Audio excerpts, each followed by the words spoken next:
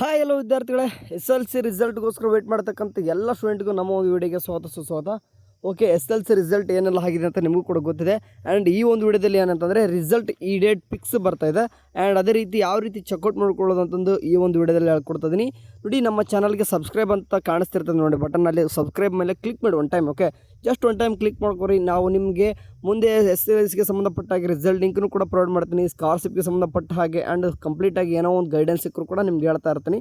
And totally student ಪರವಾಗಿ ನಮ್ಮ ಒಂದು ಚಾನಲ್ ಇರ್ತದೆ.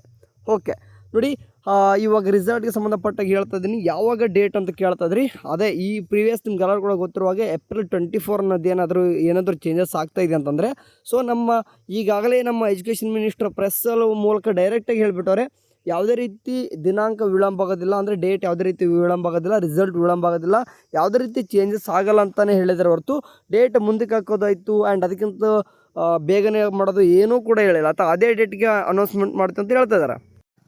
ಸೊ ಇವಾಗ ನೀವು ಏನಾದರೂ ಡೇಟ್ ಮುಂದಕ್ಕಾಗುತ್ತೆ ಅಂತ ಕುಂತ್ರೆ, ಸೊ ಆದರೆ ಮ್ಯಾಕ್ಸಿಮಮ್ಮು ನಾಳೆ ಗೊತ್ತಾಗ್ಬಿಡ್ತದೆ. ಓಕೆ, ಅಂತಂದ್ರೆ ಬಿಫೋರ್ ಒನ್ ಡೇ ಮುಂಚೆಕ್ಕೆ ಸರ್ಕ್ಯುಲರ್ ಹೊರಡಿಸ್ತಾರಲ್ವ, ಸೊ ಆ ಸರ್ಕ್ಯುಲರ್ ಗೊತ್ತಾಗ್ಬಿಡ್ತದೆ ಡೇಟ್ ಯಾವತ್ತು ಏನಂತಂದು. ಅಂದರೆ 24 ಇತ್ತಪ್ಪ ಅಂತಂದರೆ ನಾಳೆ ಅನೌನ್ಸ್ಮೆಂಟ್ ಮಾಡಿಬಿಡ್ತಾರೆ. ಎಜುಕೇಷನ್ ಮಿನಿಸ್ಟ್ರು ಕೂಡ ಸಾಕಷ್ಟು ತಲೆನೋವಾಗಿರ್ತದೆ. ಯಾಕಂದರೆ ಎಲ್ಲ ಕಡೆ ಮಾಧ್ಯಮಗಳು ಕೂಡ ಏನಿರ್ತಂದರೆ ಮಾಧ್ಯಮದವ್ರು ಎಲ್ಲನೂ ಕೂಡ ಕ್ವಶನ್ ಆಗ್ತಾ ಇರ್ತಾರೆ, ರಿಸಲ್ಟ್ ಅನೌನ್ಸ್ಮೆಂಟ್ ಮಾಡ್ತಾರೆ ಅಂತ. ಅವರು ಆನ್ಸರ್ ಮಾಡಲೇಬೇಕು. ಯಾಕಂದರೆ ಆ್ಯಸ್ ಎ ಗೌರ್ನಮೆಂಟ್ ಅಂದಾಗ ಸ್ಟೂಡೆಂಟ್ ಪರವಾಗಿ ಮಾತಾಡಲೇಬೇಕಾಗ್ತದೆ.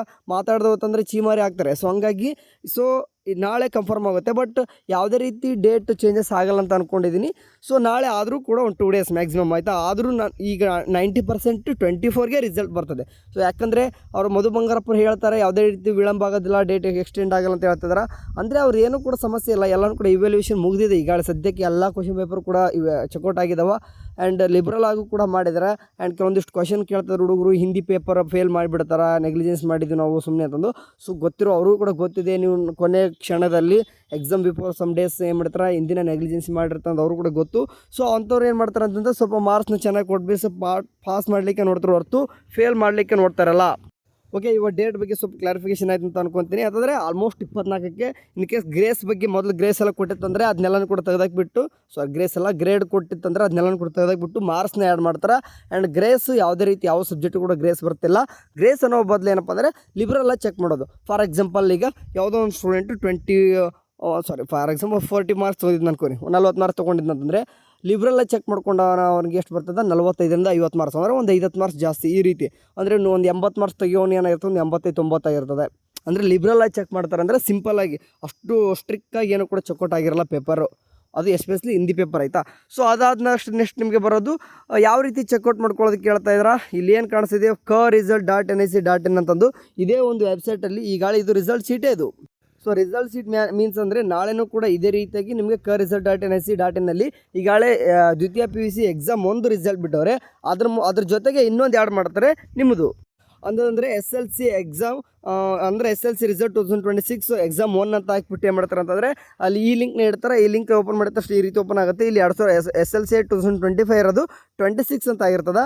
ಇಲ್ಲಿ ಎಕ್ಸಾಮ್ 1, 2, 3 ಮೂರ್ದು ಇಟ್ಟವ್ರೆ. ನಿಮ್ಮದು ಒಂದು ಓಕೆ ಎಕ್ಸಾಮ್ 1 ಅಂತ ಬಂದಿರ್ತದೆ. ಎಕ್ಸಾಮ್ 1 ಅಂತ ಬಂದ ತಕ್ಷಣ ಯಾವ ರೀತಿ ಫೋನಲ್ಲೇ ಹೇಳ್ತಾ ಇದ್ದೀನಿ, ವೆಬ್ಸೈಟ್ ಹೋಗ್ಬಿಟ್ಟು KResult.nic ಇದಲ್ಲಿ ಹೋಗ್ಬಿಟ್ಟು ಚೆಕ್ಔಟ್ ಮಾಡ್ಕೋಬೇಕಂತ ಹೇಳ್ತಾ ಇದ್ದೀನಿ. ಒಂದು PVC ಇರ್ತದೆ, ಒಂದು ಬಿಟ್ಟರೆ ಇದೇ ಲಿಂಕ್. ಓಕೆ, ನಿಮ್ಮ ಲಿಂಕ್ ಎಲ್ಲೂ ಕೂಡ ಸಿಕ್ಕಿಲ್ಲ ಅಂತಂದರೆ ಈ ಒಂದು ಲಿಂಕ್ ಡೈರೆಕ್ಟಾಗಿ ನಮ್ಮ ವಾಟ್ಸಪ್ ಚಾನಲ್ ಶೇರ್ ಮಾಡಿರ್ತೀನಿ. ಆ ಒಂದು ವಾಟ್ಸಪ್ ಚಾನಲ್ ಮುಖ ಡೈರೆಕ್ಟ್ ಲಿಂಕ್ ಓಪನ್ ಮಾಡಿದರೆ ಈ ಥರ ಒಂದು ಶೀಟ್ ಓಪನ್ ಆಗುತ್ತೆ.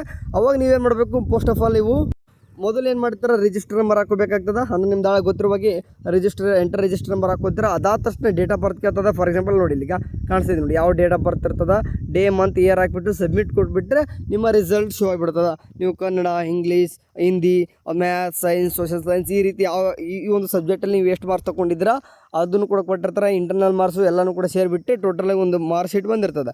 ಓಕೆ, ಅದರಲ್ಲಿ ಓಪನ್ ಮಾಡಿದ ತಕ್ಷಣ ಗ್ರೀನಾಗಿ ಕಂಡುಬಿಟ್ರೆ ಪಾಸ್ ಆಗಿರ್ತಾರೆ ಅಂತ ಅರ್ಥ.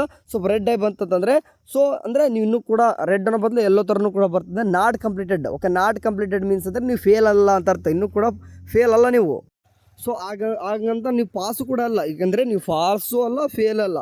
ನೀವೇನು ಮಾಡ್ತಾರೆ, ಎಕ್ಸಾಮ್ 2ನ ಬರ್ಕೊತಾರೆ. ನಾಟ್ ಕಂಪ್ಲೀಟೆಡ್ ಅಂದರೆ ಕಂಪ್ಲೀಟೆಡ್ ಮಾಡ್ಕೋಬೇಕು. ಮುಂದೆ ಎಕ್ಸಾಮ್ 2 ಇರ್ತದೆ, ಎಕ್ಸಾಮ್ 2 ಬರ್ಕೊಂಡು ಕಂಪ್ಲೀಟ್ ಮಾಡ್ಕೋಬೇಕು. ನೋಡಿ, ಎಕ್ಸಾಮ್ 2 ಬಗ್ಗೆ ಕೂಡ ಮುಂದೆ ಅಪ್ಡೇಟ್ ಹೇಳ್ತೀನಿ. ಎಕ್ಸಾಮ್ 2 ಬರೋರಿಗೆ ಏನಪ್ಪ ಅಂದರೆ, ನೀವು ಎಕ್ಸಾಮ್ 1 ಬಗ್ಗೆನೇ ಭಾಳ ತಲೆ ಕೆಡಿಸ್ಕೊಂಡ್ಬಿಟ್ಟಿರ್ತೀರ. ಎಕ್ಸಾಮ್ 2 ಬರಿಬಾರ್ದಾ, ಬೆಸ್ಟ್ ಆಫ್ ತೊಗೊತಿರ್ತಾರೆ, ಅದನ್ನು ತಲೆಯಲ್ಲಿ ಇಟ್ಕೊಂಡ್ಬಿಡ್ರಿ. ನೀವು ಮಾರ್ಕ್ಸು ಕೂಡ ಇಂಪ್ರೂವ್ಮೆಂಟ್ ಮಾಡಲಿಕ್ಕೆ ಬರ್ಬೋದು. ಅಂದರೆ ಅಲ್ಲಿ ಕಡಿಮೆ ಬಂದರೆ ಏನು ಮಾಡಬೇಕು ಎಕ್ಸಾಮ್ 2 ಅಲ್ಲಿ ಅಂತಂದರೆ ಕಡಿಮೆ ಆಯ್ತು ಅಂತಂದರೆ ನಿಮ್ಮ ಎಕ್ಸಾಮ್ ಒಂದು ಚೆನ್ನಾಗಿರುತ್ತಲ್ಲ ಇದನ್ನು ಮಾರ್ಕ್ಸ್ನ ಕನ್ಸಿಡರ್ ಮಾಡ್ತಾರೆ. ಅಂದರೆ ಬೆಸ್ಟ್ ಯಾವ್ದು ಚೆನ್ನಾಗಿರ್ತದೆ ಅದನ್ನು ಕನ್ಸಿಡರ್ ಮಾಡ್ಕೊಂಡು ನಿಮ್ಮದು ರಿಸಲ್ಟ್ ಅನೌನ್ಸ್ಮೆಂಟ್ ಆಗಿರ್ತದೆ, ಮಾರ್ಕ್ ಶೀಟ್ ಬರ್ತದೆ ನಾಳೆ.